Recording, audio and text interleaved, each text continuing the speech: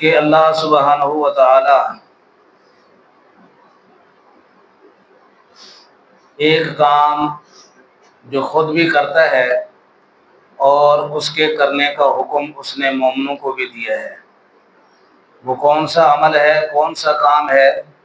الصلاۃ علی النبی، پیارے پیغمبر صلی اللہ علیہ وسلم پر صلوات بھیجنا۔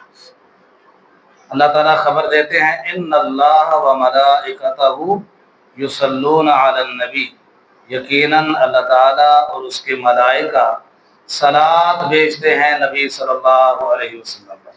صحیح البخاری میں امام بخاری رحمہ اللہ نے ایک امام سیدنا ابو العالیہ سے اللہ تعالیٰ کا پیارے پیغمبر صلی اللہ علیہ وسلم پر صلوات بھیجنا، اس کا معنی اور مفہوم کیا ہے؟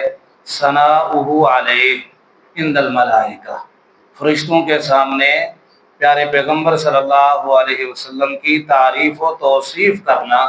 اللہ تعالیٰ اپنے پیارے پیغمبر صلی اللہ علیہ وسلم کی تعریف و توصیف فرماتے ہیں، یہ ہے اللہ تعالیٰ کا اپنے نبی پر صلوات بھیجنا۔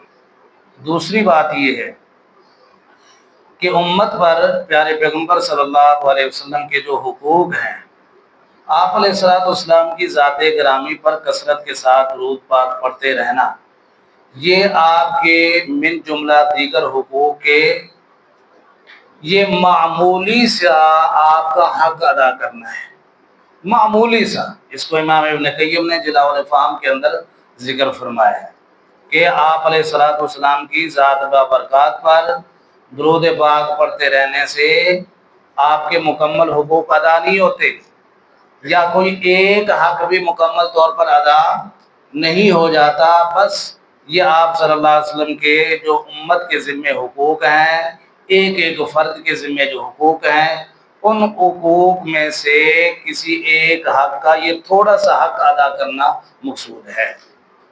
تو درود پاک کے جو فضائل ہیں، مناقب ہیں، وہ کیا ہیں؟ میں انتہائی اختصار کے ساتھ کچھ 6-7 فضائل یا فوائد جو ہیں وہ آپ کے سامنے رکھتا ہوں۔ نمبر 1 اور 2، یعنی 2 فائدے درود کے۔ فرمایا کہ رفع الدرجات، آپ کی ذات پر درود پڑھتے رہنے سے انسان کے درجات بلند ہوتے ہیں۔ دوسرا فائدہ حط السیئات، انسان کے گناہ مٹتے رہتے ہیں۔ حدیث پاک کے اندر بخاری، مسلم، سنن اربعہ اور دیگر کتب حدیث کے اندر اس حوالے سے حدیثیں موجود ہیں۔ تیسرا اور چوتھا فائدہ کفایت الہموم و مغفرت الذنوب، جو بندہ اللہ کے نبی صلی اللہ علیہ وسلم کی ذات گرامی پر درود پڑھتا رہتا ہے، اس کے ہم و غم، تمام قسم کے تفکرات، فکریں اور سوچیں، وہ اپنی دنیا کے معاملے میں، معاش کے حوالے سے، لباس کے حوالے سے، اولاد کے حوالے سے، رشتوں کے حوالے سے، مکانوں کے حوالے سے، اپنی آخرت کے حوالے سے، اپنی گزران، کھانے پینے، اکل و شرب کے حوالے سے، جملہ تفکرات کے لیے درود کے بدلے میں اللہ اس کی کفایت کرتا ہے۔ ومغفرت الذنوب، چوتھا فائدہ کیا ہے؟ درود پاک پڑھتے رہنے کی وجہ سے انسان کے گناہ بھی معاف ہوتے ہیں۔ گناہ بھی، جامع ترمذی کے اندر یہ حدیث موجود ہے، سیدنا ابی بن کعب رضی اللہ تعالیٰ عنہ کو اللہ کے نبی نے یہ 2 خوشخبریاں ارشاد فرمائی تھی۔ اس کے بعد صحیح مسلم کی حدیث کے مطابق درود پاک پڑھتے رہنے کا ایک فائدہ ہے فَهُوَ سَبَبٌ لِلَّيْلِ شَفَاعَةِ النبی صلی اللہ علیہ وسلم، کہ درود پاک پڑھنا پیارے پیغمبر صلی اللہ علیہ وسلم کی روز قیامت شفاعت کے حاصل کرنے کا ذریعہ اور سبب ہے، اور حدیث بالکل واضح ہے، صحیح مسلم کے اندر یہ حدیث پاک ہے۔ اس کے بعد اس کا ایک فائدہ یہ ہے کہ سبب لإجابت الدعا، درود پاک پڑھ کر جو دعا مانگی جائے تو درود پاک پڑھنا اجابت دعا کا سبب ہے، دعاؤں کی قبولیت کا ذریعہ ہے۔ کیا؟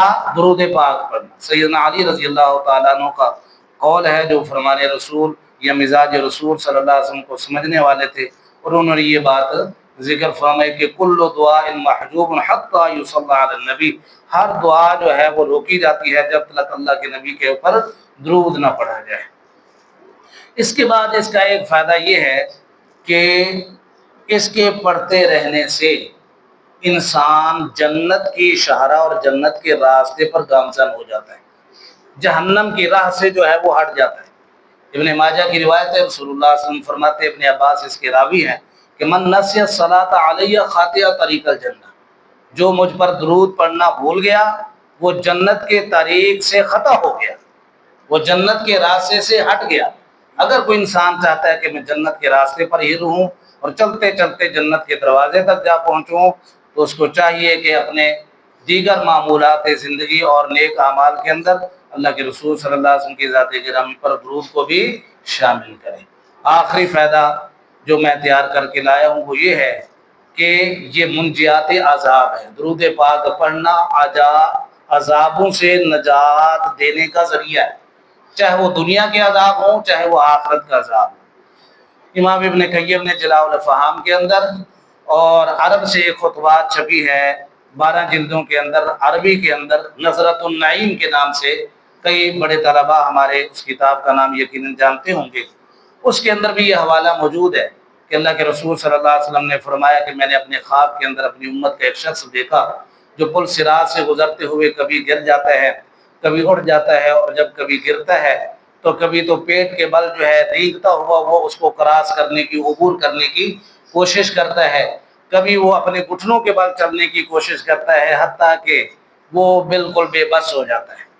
जब वो बेबस हो जाता है तो फरमाया कि उसने दुनिया में रहकर मेरी ज़ात ग्रामी के ऊपर जो दरूद पाक पढ़े थे वो दरूद आकर उसकी गुद्दी से पकड़कर उसे पुल सिरात पर सीधा खड़ा कर देता है, और सीधा खड़ा करते ही उसके अंदर इतनी पावर आ जाती है, इतनी कुव्वत पैदा हो जाती है कि वो बड़ी आसानी के साथ पुल सिरात को अबूर करके जन्नत तक पहुंच जाता है। अल्लाह ताला से दुआ है अल्लाह अहकमुल हाकिमीन हमें प्यारे पैगम्बर सल्लल्लाहु अलैहि वसल्लम से जो मोहब्बत के तकाजे हैं उनमें से एक ये है कि आपको कसरत के साथ याद रखा जाए। दुरूद पाक सल्लल्लाहु अलैहि वसल्लम की ज़ात ग्रामी पर पढ़ने के ज़रिए अल्लाह हमें अमल की तौफीक बख्शे। आमीन व मा अलैहि।